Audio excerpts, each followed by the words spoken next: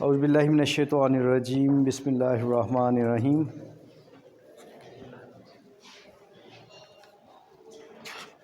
بچوں ہم کر رہے ہیں سورہ زمر۔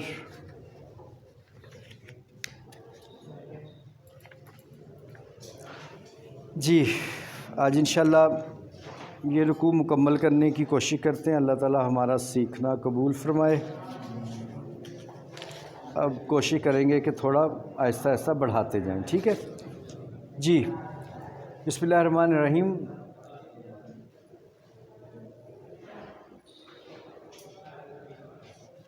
تنزیل الکتاب من اللہ العزیز الحکیم، شروع سے دیکھیں، پورا رکوع کر لیں۔ اس کتاب کا اتارا جانا اللہ غالب اور حکمت والے کی طرف سے ہے۔ انا انزلنا الیک الکتاب بالحق، بے شک ہم نے یہ کتاب آپ کی طرف حق کے ساتھ، سچائی کے ساتھ نازل کی ہے۔ فاعبد اللہ مخلصا لہ الدین، اس لیے مکمل مخلص ہو کر اس دین پر، اس طریقہ زندگی پر چلیں۔ الا للہ الدین الخالص، خبردار طریقہ زندگی صرف اللہ کے لیے خالص ہوگا، کسی اور کی ملاوٹ نہیں کریں گے اس میں۔ والذین اتخذوا من دونہ اولیاء، اور وہ لوگ جنہوں نے اللہ کے سوا دوسروں کو اپنا مددگار بنا لیا ہے، ساتھی بنا لیا ہے، جن کے پیچھے چلتے ہیں۔ ما نعبدہم الا لیقربونا الی اللہ زلفیٰ، وہ کہتے ہیں کہ ہم تو ان کے پیچھے اس لیے چلتے ہیں کہ یہ ہمیں اللہ سے قریب کر دیں گے، یہ خود اللہ کے مقرب ہیں، یہ ہمیں اللہ کے بھی قریب کر دیں گے، اس لیے کرتے ہیں۔ اللہ نے یہ کتاب آپ پر حق کے ساتھ نازل کی ہے، اور اس کتاب کے نزول کرنے کا طریقہ، نزول کرنے کے بعد اب حق یہ ہے، اصل یہ ہے کہ اس پہ پورا چلیں، اس میں کوئی ملاوٹ نہ کریں۔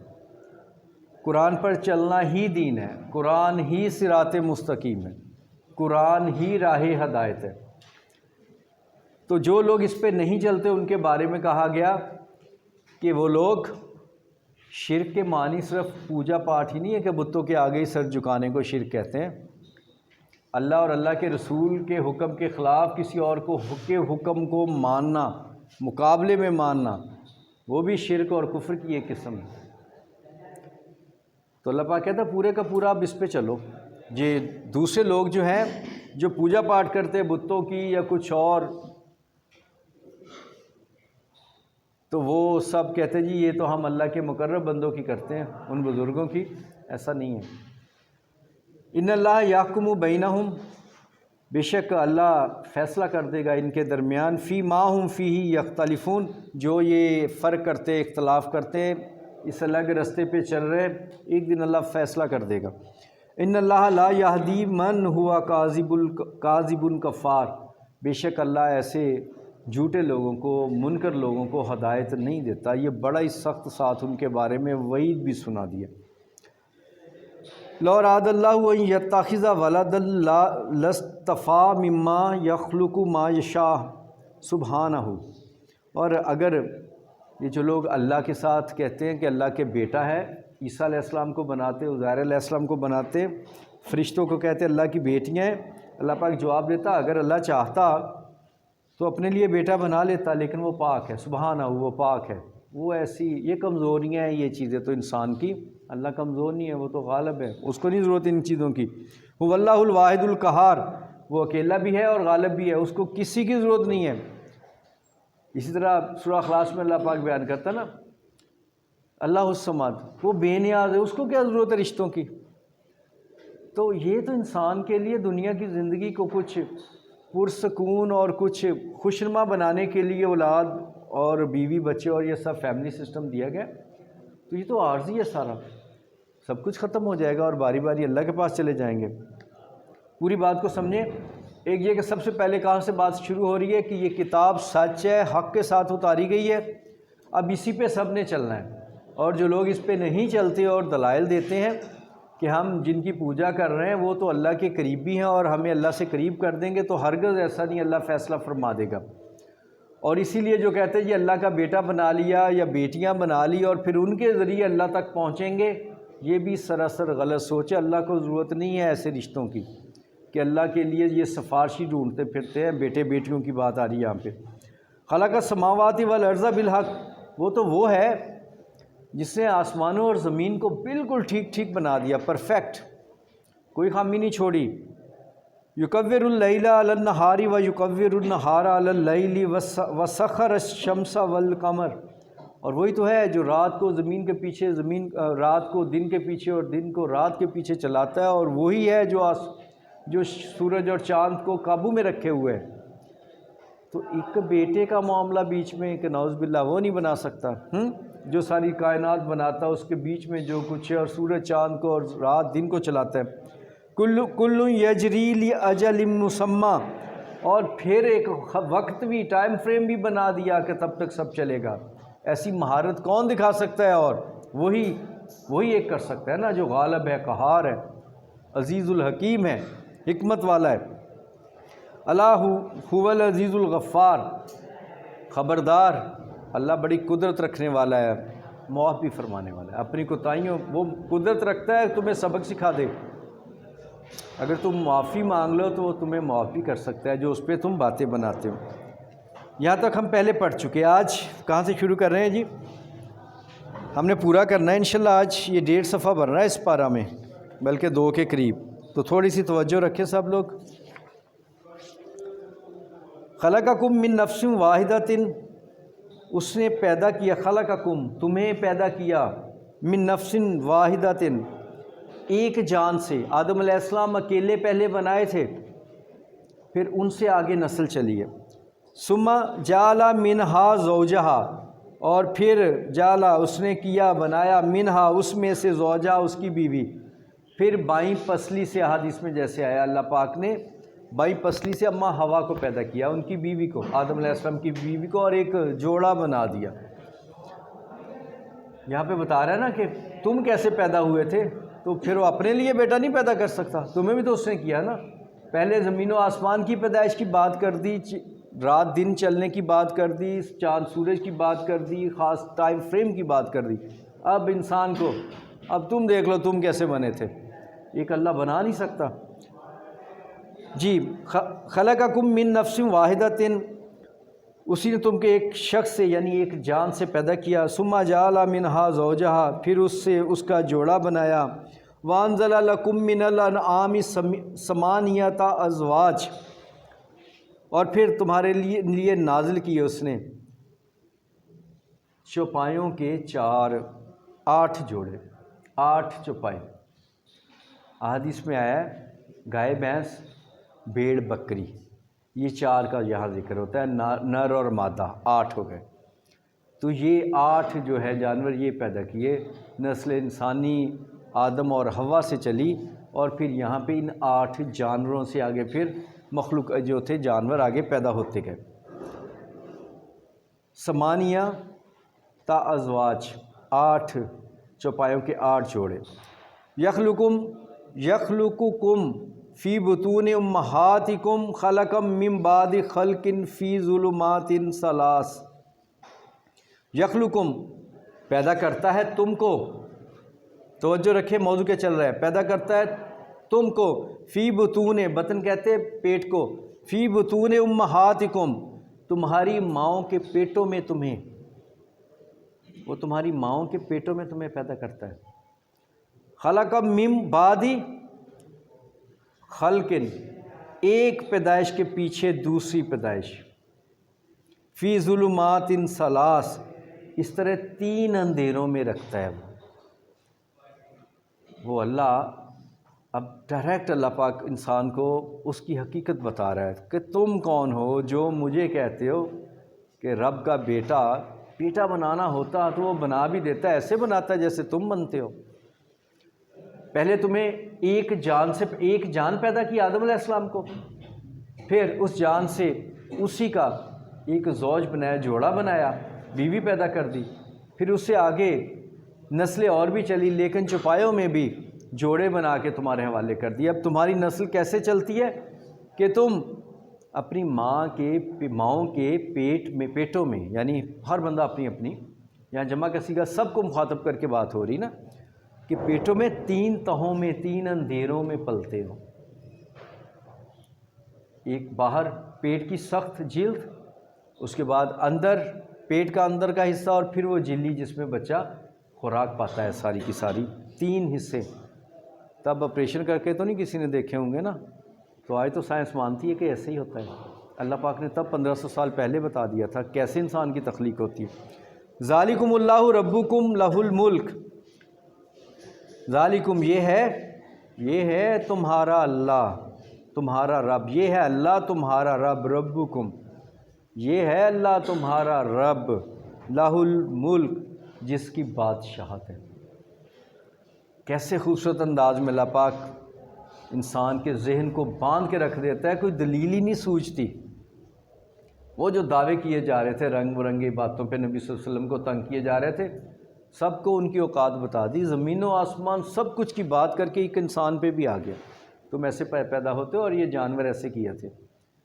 اللہ کے لیے کچھ بڑی بات نہیں ہے. یہاں پہ کیسے ذالکم اللہ ربکم لہ الملک. یہ اللہ ہے، یہ ہے اللہ تمہارا رب، اس کی بادشاہت ہے. لا الہ الا ہوا، کوئی معبود نہیں، کوئی خدا نہیں ہے اس کے سوا. فانا تصرفون، پھر تم کہاں پھرے جا رہے ہو؟ پھر کس کو رب بنا کے بیٹھے ہو؟ کہاں سے کوئی لوگ تلاش کیے بیٹھے ہو جن کی پوجا کرتے ہو؟ جو رب ہے وہ تو زمین و آسمان بنانے والا ہے، ان کو ایک خاص وقت تک معین بھی وہی کرنے والا ہے، اور پھر تمہیں پیدا کرنے والا ہے. ایک باپ سے پیدا کیا اس نے تمہیں، ایک جان سے پیدا کیا، تو وہ اللہ ہے. تم کس کو ڈھونڈ رہے ہو پھر اس کے تقرب کے لیے، قرب کے لیے؟ ان تکفروا فإن اللہ غنی عنکم. ان تکفروا، اگر تم کفر کرو گے، فإن اللہ غنی عنکم، تو اللہ بے پرواہ ہے تمہاری طرف سے، اس کو تمہاری ضرورت نہیں ہے. اگر تم پھر بھی ابھی نہیں مانتے نا، تو اس کو بھی تمہاری کوئی ضرورت نہیں ہے. تکفروا کفر کرنا، انکار کرنا. اگر یہ سب بات سن کے بھی تمہارے پاس اور بہانے بازیاں، تو ٹھیک ہے جاؤ پھر. ولا یرضیٰ لعبادہ الکفر، ولا یرضیٰ، اور وہ پسند نہیں کرتا، راضی نہیں ہوتا، لعبادہ الکفر، کہ جو بندے ہوں، عباد بندوں کو کہتے ہیں، جو بندے ہوں کفر کرنے والے، جو اس کے نہیں ہوئے تو وہ ان سے کوئی محبت نہیں رکھتا، ان کو پسند نہیں کرتا. اب بات بندوں پہ شروع ہو گئی ہے ساری. دیکھیے ایک تقریر ہو رہی ہے، ڈائریکٹ کلام آ رہا ہے اور بات پوری واضح کی جا رہی ہے. وَإِن تَشْكُرُوا يَرْضَهُ لَكُمْ يَرْضَهُ لَكُمْ، اور اگر شکر کرو گے تو وہ تمہیں پسند کرے گا. اگر تم انکار کرو گے وہ تم سے بے نیاز ہو جائے گا، پرواہ نہیں کرے گا. اور اگر تم شکر کرو گے، ان سب باتوں کو، نعمتوں کو اس نے تمہیں زمین دی، آسمان دیا، ماں باپ دیے، بہترین طریقے سے تمہاری پیدائش ہوئی، تمہیں ساری نعمتیں اگر یہ نظر آ رہی ہیں اور ان کو تسلیم کرتے ہو، تو وہ تم سے اس کا شکر کرو تو وہ تم سے راضی ہو جائے گا. ولا تزر وازرۃ وزر اخری، اور کوئی اٹھانے والا دوسرے کا بوجھ نہیں اٹھائے گا. ہر کوئی اپنا ہی بوجھ اٹھائے گا. شکر کرو گے تو وہ تمہیں دے گا اور دے گا، یہ وہ کہتا ہے، وہ تم سے راضی ہو جائے گا. کفر کرو گے تو وہ تم سے بے نیاز ہے اور کوئی دوسرے کا بوجھ نہیں اٹھائے گا. مطلب یہ تم جن کو پوجتے ہو یہ تمہارے کام آنے والے نہیں ہیں. قیامت کے دن ہر کوئی اپنا جواب دے خود ہی ہوگا.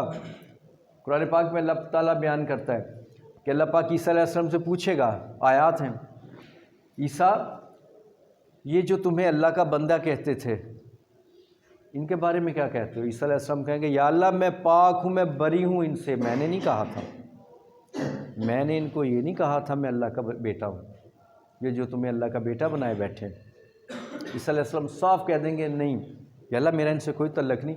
وہ انہیں عیسائیوں سے ہی قطع تعلق ہو جائیں گے. کیوں؟ اس لیے وہ شرک کرتے ہیں، وہ عیسیٰ علیہ السلام کی تعلیمات کے خلاف جاتے ہیں. عیسیٰ علیہ السلام نے نہیں کہا کہ میں اللہ کا بیٹا ہوں، لیکن انہوں نے عیسیٰ علیہ السلام کو اللہ کا بیٹا قرار دے دیا. قیامت کا دن عیسیٰ علیہ السلام ان کی حمایت کی بجائے سراسر ان سے منہ پھیر لیں گے۔ یہی بات قرآن بھی بیان کر رہا ہے دوسرے معنوں میں کہ اس دن کوئی بوجھ اٹھانے والا اپنا ہی بوجھ اٹھائے گا، دوسرے کا نہیں اٹھائے گا، تو کوئی نہیں ان کی مدد کو آئے گا ایسے لوگوں کے لیے۔ اب پوری بات پیچھے سے سمجھتے جائیں، کہاں سے ہم شروع ہوئے تھے یہ رکوع، کہ یہ کتاب سچی ہے، پوری زندگی گزارنے کا طریقہ ہے، پوری طرح اس کو اپنا لو۔ تو جو لوگ نہیں اپناتے اور ادھر ادھر ٹامک ٹوئیاں مارتے پھرتے ہیں دوسروں کی طرف کہ وہاں سے ہمیں مدد مل جائے گی، ان کو ایسا کچھ ملنے والا نہیں ہے، اللہ فیصلہ کر دے گا۔ اور پھر اگر اللہ چاہتا، دوسری یہ باتیں کفر کی جو کرتے ہیں، شرک کی کرتے ہیں، اللہ چاہتا یہ جو لوگ کہتے ہیں جی ہمیں قرب ملتا ہے، ملے گا ان لوگوں سے جو اللہ کے قریب ہیں، تو یہ اللہ کا بیٹا بھی بناتے ہیں، تو اللہ جو زمین و آسمان کی تخلیق کرنے والا ہے، سب کچھ بنانے والا ہے، تمہیں ماں کے پیٹ میں 3 تہوں میں پیدا کرنے والا ہے، تو کیا اپنے لیے نہیں بنا سکتا؟ تو اگر تو تم ان باتوں کو مان لیتے ہو، دیٹس گڈ، اللہ راضی ہے تم سے، شکر کرو گے تم۔ اگر تم نہیں مانتے ہو تو ٹھیک ہے، جاؤ، پھر اللہ بے نیاز ہے، اور یاد رکھو یہ تمہارا بوجھ یہ کوئی نہیں اٹھائے گا جن کی پوجا پاٹ کرتے ہو، تمہارے کام نہیں آئیں گے۔ جی، ثم الی ربکم مرجعکم فینبئکم بما کنتم تعملون۔ ثم پس پھر الی ربکم اپنے رب کی، تم اپنے رب کی طرف، مرجعکم لوٹ آنا، لوٹ آؤ، فینبئکم بما کنتم تعملون پس وہ خبر دے گا تمہیں، بما کنتم تعملون جو کچھ تم کرتے تھے، انہ علیم بذات الصدور، صدور کہتے ہیں دلوں کو، بے شک وہ دلوں کے حال جاننے والا ہے۔ تم جو کچھ کر رہے ہو نا، ایک دن جب لوٹ کے آؤ گے میرے پاس تو میں تمہیں بتاؤں گا جو کرتے تھے۔ میں تو وہ ہوں جو دلوں کے اندر کا حال بھی جانتا ہوں۔ یہ تو کام تھے جو تم نے کیے ہیں، زبانیں تھی جو تم نے چلائیں تھی، اعمال تھے تمہارے، وہ تو میرے پاس ریکارڈ ہے ہی، لیکن میں دلوں کے حال تک جانتا ہوں۔ وَإِذَا مَسَّ الْإِنسَانَ ضُرٌّ دَعَا رَبَّهُ مُنِيبًا إِلَيْهِ ثُمَّ إِذَا خَوَّلَهُ نِعْمَةً مِّنْهُ نَسِيَ مَا كَانَ يَدْعُو إِلَيْهِ مِن قَبْلُ وَجَعَلَ لِلَّهِ أَندَادًا لِيُضِلَّ عَن سَبِيلِهِ۔ تھوڑی لمبی آیت ہے، دیکھیں، وَإِذَا مَسَّ الْإِنسَانَ ضُرٌّ، جب انسان کو کوئی تکلیف سے واسطہ پڑتا ہے، بیماری، تکلیف، پریشانی، دکھ کوئی آتی ہے، ضرٌ کوئی سختی آتی ہے، اس پہ تکلیف آتی ہے، دعا تو پکارتا ہے، دعا کرتا ہے، دعا پکارتا ہے یعنی اللہ کو دعا کرتا ہے، ربہ اپنے رب کو، منیباً رجوع کر کے، الیہ اس کی طرف۔ جب کوئی مشکل تم پہ آتی ہے تو بڑی دعائیں مانگتے ہو۔ اب پھر دیکھیں اگلی فطرت انسان کی اللہ یہاں بیان کر رہا ہے، جو ہم نعوذ باللہ کرتے ہیں لوگ، اللہ ہمیں معاف کرے۔ جب کوئی مشکل آتی ہے تو رو رو کے دعائیں کرتے ہیں۔ ثم اذا خولہ نعمۃ منہ، اور جب وہ کوئی نعمت عطا کرتا ہو، نسیا تو بھول جاتے ہو، تو بھول جاتے ہو یہ اس نے دی ہے۔ ما کان یدعو، جو کچھ تھا کہ پکارتا، الیہ من قبل، جو اس سے پہلے جس کام کے لیے وہ پہلے اسے پکارتا تھا، تو بھول جاتا ہے۔ جب مشکل آتی ہے تو اللہ کو پکارتے ہو، اور جب نعمتیں ملتی ہیں تو اس کو بھول جاتے ہو۔ پہلے تو بڑا پکارتے تھے، جب وہ بیٹا نہیں ہے بیٹا نہیں ہے دعائیں کرتے ہو، بیٹا مل گیا تو شکر بھی نہیں کرتے اس نے دیا، پھر دوسروں کا نام لیتے ہو، فلاں بابا جی کی تویز سے ایسا ہوا، فلاں ہوا، یہ سب ہوا، دینے والا وہی ہے۔ وَجَعَلَ لِلَّهِ أَندَادًا لِيُضِلَّ عَن سَبِيلِهِ، اور اللہ کا شریک بنانے لگتا ہے تاکہ لوگوں کو اس کے رستے سے گمراہ کر دے۔ پھر دعویٰ کرنے لگ جاتا ہے یہ نعمت تو فلاں وجہ سے ملی ہے، میں نے تو فلاں جگہ چڑھاوا چڑھایا تھا اس لیے ہوا، میں نے فلاں منت مانگی تھی اس لیے ہوئی، فلاں جگہ سے دم درود کروایا تھا اس لیے ہوا، اور لوگوں کو بھی بتانے لگتا ہے، وہ بھی وہاں جانا شروع ہو جائیں۔ دینے والا کون ہے؟ اللہ کہہ رہا ہے میں۔ جب مشکل آتی ہے مجھ سے مانگتے ہو، جب نعمت دیتا ہوں تو دوسروں کا نام لیتے ہو، اور پھر لوگوں کو بھی اس رستے میں چلاتے ہو۔ کل تمتع بکفری کا کلیلہ، کہہ دو، کل کہہ دو اے اس نعمت کا کفر کرنے والوں، تمتع بکفری کا کلیلہ، اپنی ناشکری سے تھوڑا سا فائدہ لے لو، یہ وقتی سا فائدہ مل گیا نا تمہیں، لے لو، لیکن تم ہو نہ شکرے، انکا من اصحاب النار، پھر تو تم دوزخ میں ہی جاؤ گے، دوزخیوں کے ساتھ ہوگے، اصحاب النار دوزخیوں کے ساتھ ہوگے، آگ والوں کے ساتھ ہی ہوگے۔ یہ شرک کی قسمیں بیان کر رہا ہے قرآن یہاں پہ، پچھلی ساری باتیں بیان کرنے کے ساتھ کہ جب مشکل پڑتی انسان پہ اللہ کو پکارتا ہے، جب آسانیاں اور نعمتیں ملتی ہیں تو اللہ سے شرک کرنے لگ جاتا ہے، دوسروں کا نام لیتا ہے۔ وہ ایسے ہی ہوتا تھا نا، مشرکین مکہ جب مشکل پڑتی تھی اللہ کو پکارتے تھے کعبہ میں جا کے، اور پھر جب ان کے کام ہو جاتے تھے، آسانیاں ہوتی، کبھی قحط آ گیا، کبھی کاروبار نہ چلا، کبھی تجارت نہ ہوئی، پھر جب ایسا ہوتا تو کہتے تھے عزا کی قسم، وہ بت، ان بتوں کی قسمیں کھا کھا کے ان کا شکر ادا کرتے تھے، ان کے جشن مناتے تھے کہ انہوں نے ہمارا یہ کام کر دیا۔ اللہ پاک فرماتا ہے کہ ٹھیک ہے، پھر وقتی سا فائدہ لے رہے ہو نا ان کی، یہ کاروبار بنا لیا نا تم نے بتوں کی پوجا کرنا، چڑھاوے چڑھنے سے بڑا، ان جو پجاری ہیں ان کو بڑا فائدے ہوتے ہیں، انہوں نے تو آگے چلانا ہی ہے یہ کام، ان کے بھرے ہوئے ہیں سارے جو ہے عبادت خانے ان چڑھاووں کی مدد سے، تو ٹھیک ہے پھر بعد میں تو تم جہنم میں ہی جاؤ گے، ابھی 4 دن کی موج کر لو۔ یہ امن ہوا قانت انا اللیل ساجدا وقائما من یحذر الآخرۃ ویرجو رحمت ربہ۔ اب وہ بتا رہا ہے کہ یہ تو جہنمیوں کا حال ہے، جو اللہ والے وہ کیا کرتے ہیں۔ امن ہوا قانت، قانت بندگی کرنے والا، قیام کرنے والا، کیا جو شخص بندگی کرتا ہے انا اللیل ساجدن، رات کے وقت سجدے کرتے ہوئے، ایسا شخص جو اللہ کا بندہ ہے جو راتوں کو سجدے کرتا ہے، ساجدم و قائما من یحذر الآخرہ، اور سجدہ کرتا ہے، قیام کرتا ہے، جو ہم کھڑے ہو کے سورہ فاتحہ اور ساتھ تلاوت کرتے ہیں اسے قیام کہتے ہیں نا، جو قیام کرتا ہے، سجود کرتا ہے، رکوع کرتا ہے رات کو اندھیرے میں، اسے تہجد کی نماز بھی کہہ سکتے ہیں، اسے نوافل بھی کہہ سکتے ہیں، جب دنیا کے سارے کام چھوڑ چھاڑ کے سب لوگ آرام کر رہے ہوتے ہیں تو اللہ کو کوئی بندہ اس کے حضور کھڑا ہوتا ہے، اس کو یاد کرتے ہوئے، اس کی بات ہو رہی ہے جب وہ کھڑا ہوتا ہے، قائما یحذر الآخرۃ، آخرت سے ڈرتے ہوئے، ویرجو رحمت ربہ، اور اسے بڑی امید ہے اپنے رب کی رحمت سے۔ ایک طرف یہ لوگ ہیں جو نہ شکرے ہے اللہ کی نعمتوں پہ دوسروں کا نام لیتے ہیں، اور دوسری طرف وہ لوگ ہیں جو راتوں کو کھڑے ہوتے ہیں، قیام کرتے ہیں، سجود کرتے ہیں، اور ڈرتے ڈرتے اپنے رب کے سامنے کہ یا اللہ آخرت کے دن تیرے سامنے کیسے پیش ہوں گے، ان کو بڑی فکر ہوتی ہے۔ دوسرے یہ ہے کل هل یستوی الذین یعلمون والذین لا یعلمون، اے نبی صلی اللہ علیہ وسلم کہو کیا جو علم رکھتا ہے وہ اور جو نہیں رکھتا کیا برابر ہیں؟ ایک یہ جاہل لوگ ہیں، دوسری طرف یہ آخرت کی فکر کرنے والے علم والے لوگ ہیں جن کو ہدایت، یہاں علم کا معنی ہدایت، جن کو اللہ نے یقین دے دیا، ایمان دے دیا، کیا دونوں برابر ہیں؟ انما یتذکر اولو الالباب، بے شک ذکر جو ہے اس کا معنی قرآن کو بھی ذکر کہا گیا ہے، یاد بھی ہوتا ہے، نصیحت بھی ہوتا ہے، بے شک نصیحت وہی پکڑتے ہیں جو عقل والے ہیں۔ یہاں قرآن آخر میں کیا بات کہہ رہا ہے؟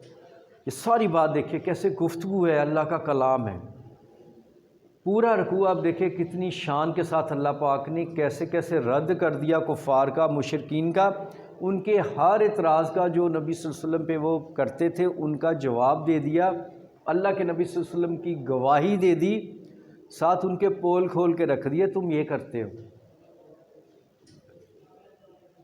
تھوڑا سا چھوٹا سا واقعہ اس سمجھنے کے لیے، ایک جب مکہ فتح ہوا نا تو ابو جہل کا ایک بیٹا وہاں سے بھاگا، اس نے کہا کہ نبی صلی اللہ علیہ وسلم بادشاہ بن کے آئے ہیں، پتہ نہیں ہمارے ساتھ کیا۔ وہ وہاں سے بھاگا اور سمندر میں کشتی میں بیٹھ کے اس نے کوشش کی میں حبشہ کی طرف نکل جاؤں،